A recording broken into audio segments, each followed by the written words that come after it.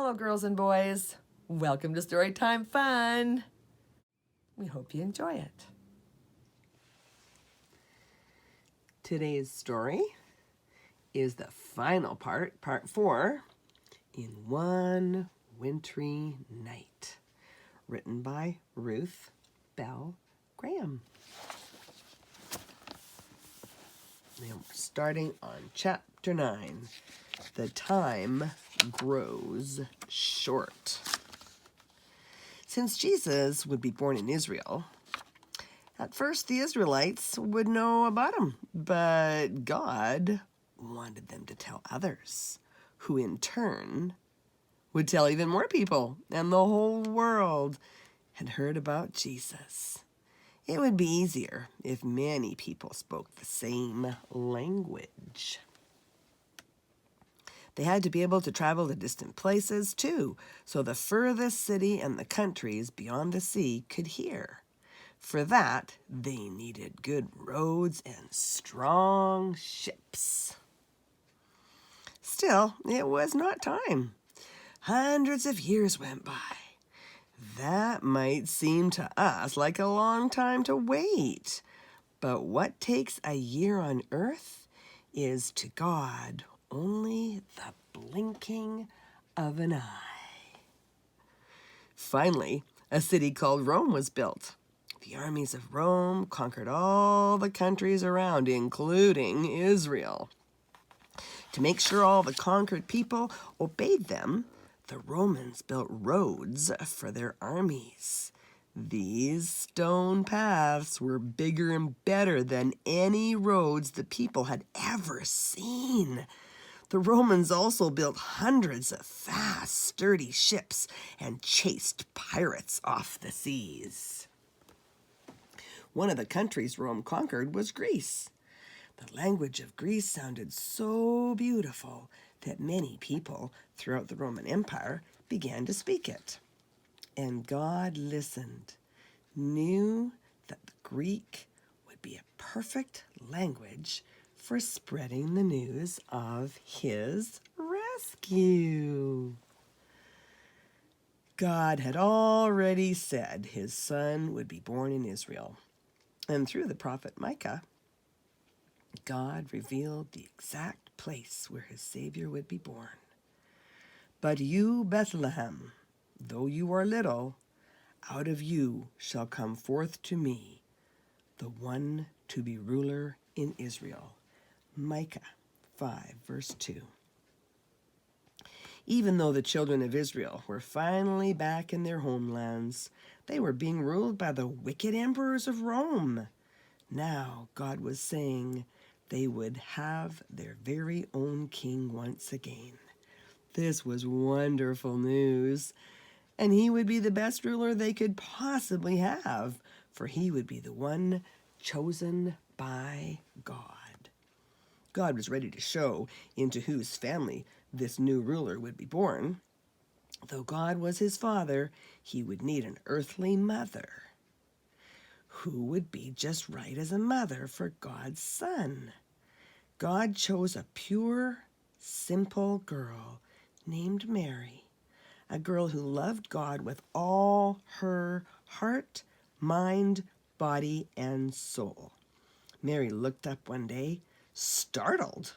There before her stood a tall angel. Seeing her expression, the angel said kindly, "Peace to you who are lovingly chosen. The Lord is with you. Blessed are you among women. You will conceive in your womb and bring forth a son, and shall call his name Jesus. He will be great and will be called the Son of the Highest. He will reign over the house of Jacob forever, and of his kingdom there will be no end." Luke 1:31-33. Mary was amazed. She could hardly speak, but she had always loved God. She tried not only to obey him, but also to please him in everything. So she bowed low, saying to the angel, I am the Lord's servant.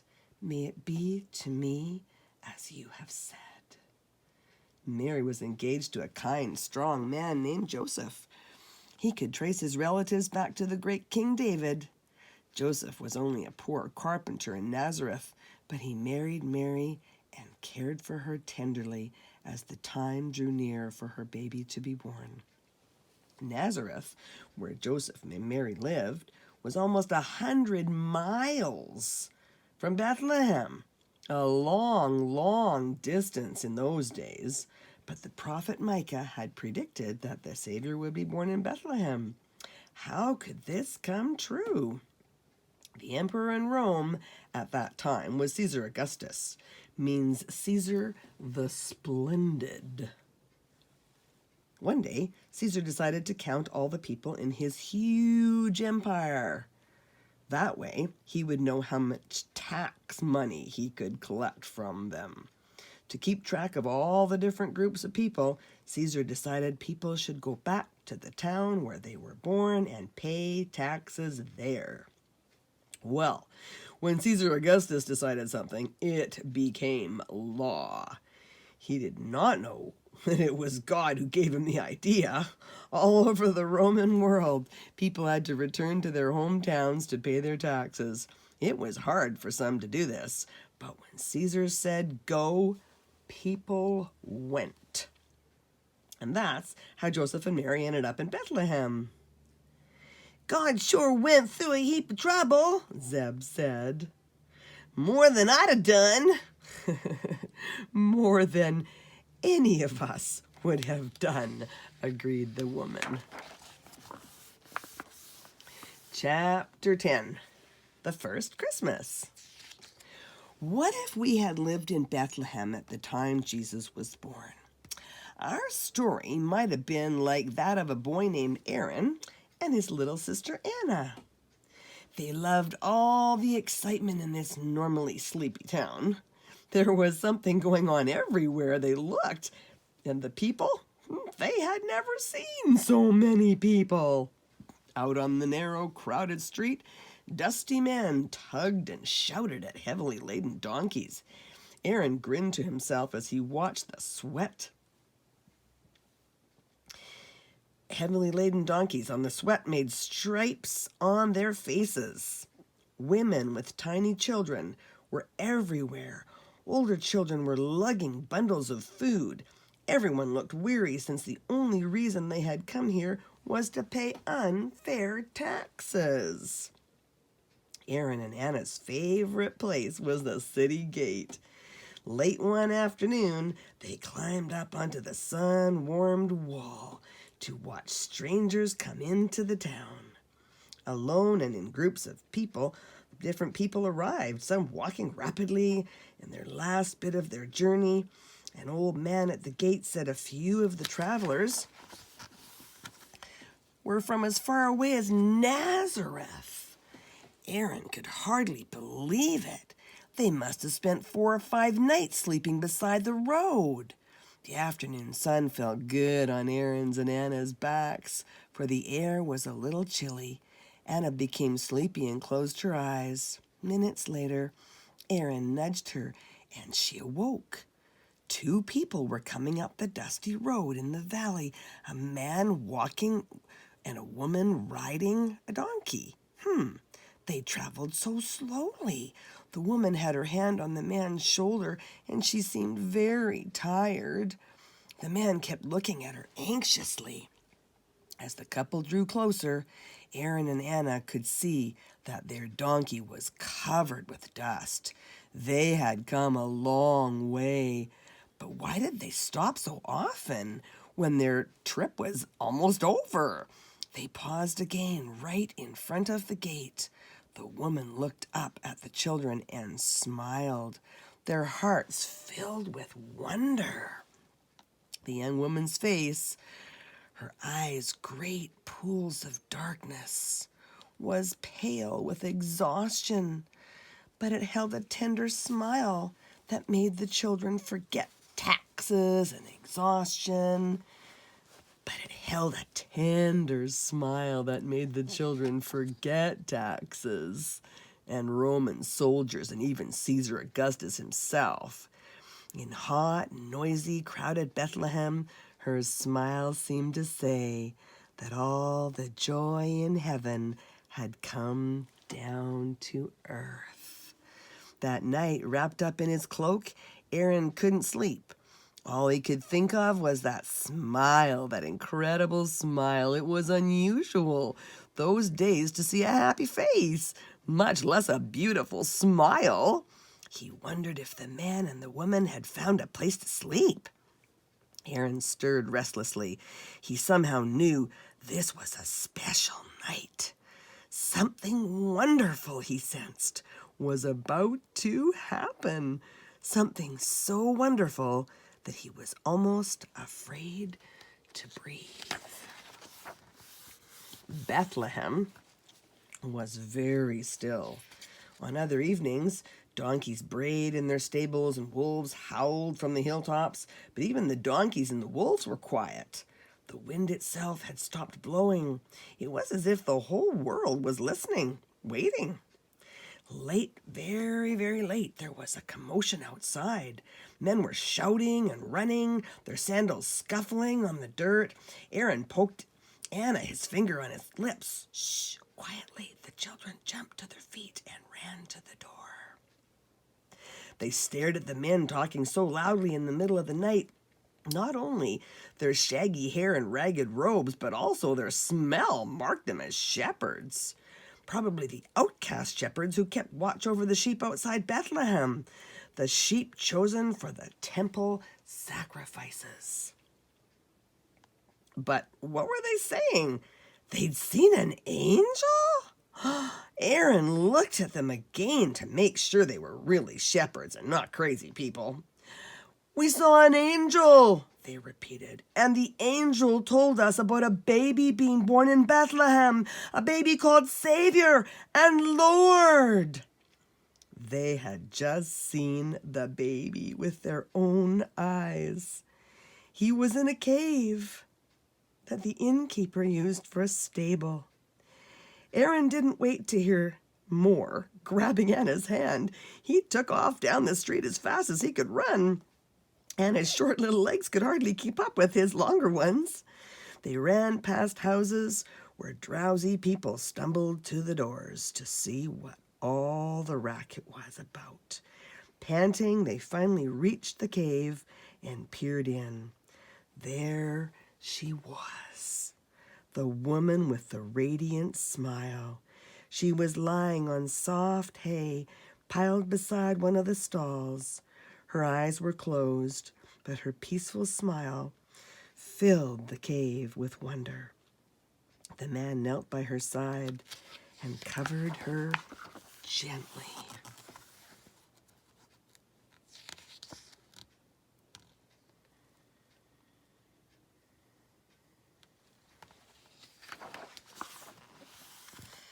With his cloak, and next to them, in the feeding trough for the cows, lay the baby. He seemed so tiny, wrapped tight in a long linen band, and sleeping soundly like any other baby. He slept as though the world had not waited thousands of years for that moment, as though Aaron and Anna's lives and those of everyone on the earth were not wrapped up in his birth, as though all the sin and sorrow of the world was not his concern. Aaron wondered if he dared speak to the young mother, but he didn't want to disturb her. He wanted to ask her if he could touch the baby, not to wake him, but just to touch him. Then Aaron looked at his own grubby hands. He couldn't remember when he last had washed them, so he tucked them behind his back and just looked. Aaron glanced at Anna. Little Anna was on her knees, her hands clasped together, a look of surprise and joy on her face. Tears were trickling down her grimy little cheeks. Aaron knelt beside her. Chapter 11. It is finished. Zeb sat still for a while, staring at the Christmas tree. Then he spoke quietly. "Ma'am, what I don't get is how a baby could save a world. Can you explain that? Good question, the woman replied. You've probably heard some wonderful stories about Jesus' life, the parables he told and the miracles he performed. But it's what happened at the end of his life that matters most. Let's pick up the story of Aaron and Anna after they had grown up. It's Passover time in Jerusalem. The same Passover they did in Egypt? Zeb asked. Yes, the woman replied. They were celebrating how God had delivered them from Egypt. But this Passover was the most important of all, as you will soon see. Having heard about Jesus all their lives, Aaron and Anna could not believe the news of his arrest. They, like many others, believed Jesus would rescue them from the Romans.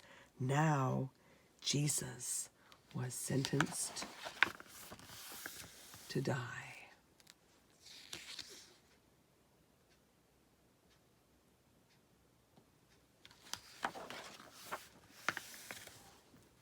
On that day, crowds began gathering on the hill called the Place of the Skull.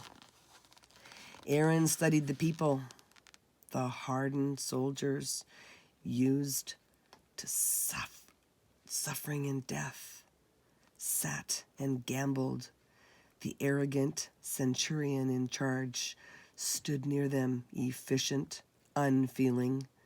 The mocking scribes and Pharisees were there too, but most of the people were just curious onlookers who had come to Jerusalem to celebrate the Passover. Anna spotted a small group off to one side near the center cross. Something about one of the women drew her attention. The woman looked up, and the sun shone straight on her face. Anna tugged Aaron's sleeve. The woman was older now, but there was no mistaking even at this distance. She was the mother they had seen in the cave. How long they stood there, Aaron never knew. He felt in some way that he himself was dying. Everything was growing darker, till it was black as midnight. The earth began to shake. Aaron gripped Anna's arm. After a while, the shaking stopped, but the darkness lingered for the 3 long hours. The scoffers stopped scoffing. The crowds grew quiet. And in that awful stillness, a single loud cry arose. My God, why have you forsaken me?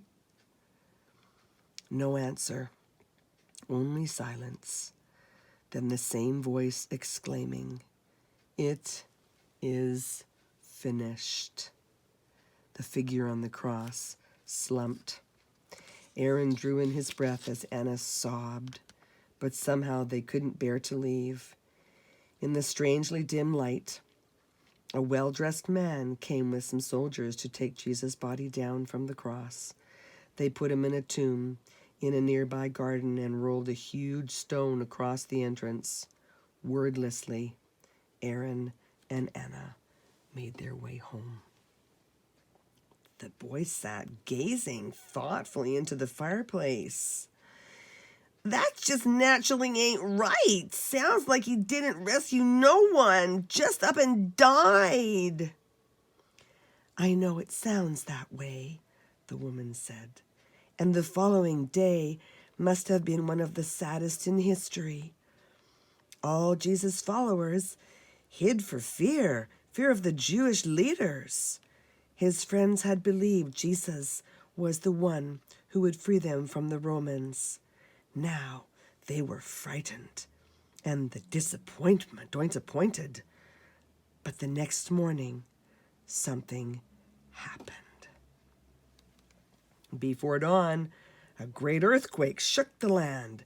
The angel of the Lord descended like lightning.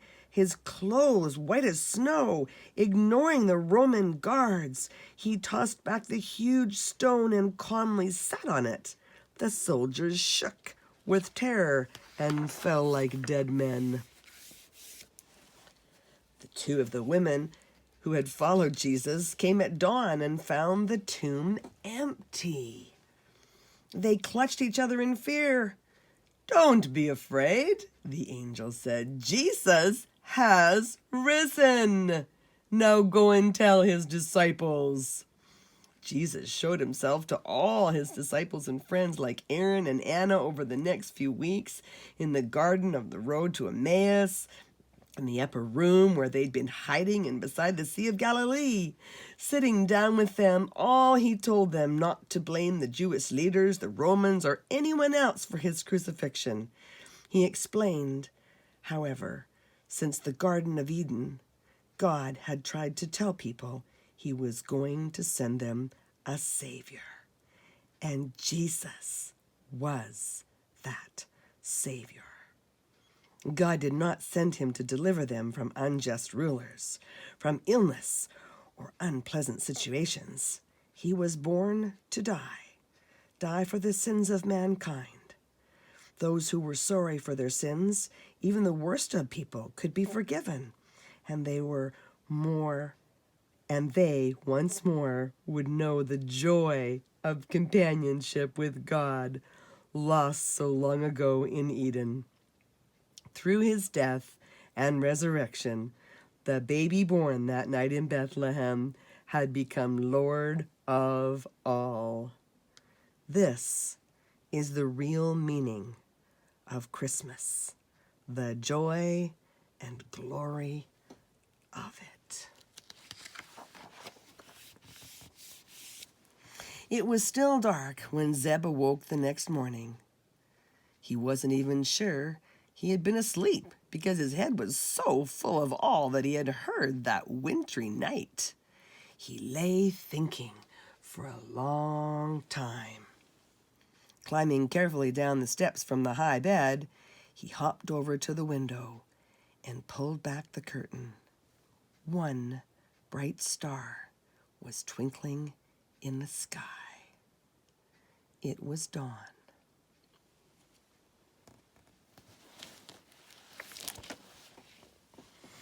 Well, that's it for today. And it finishes the One Wintry Night book. We'll see you next time.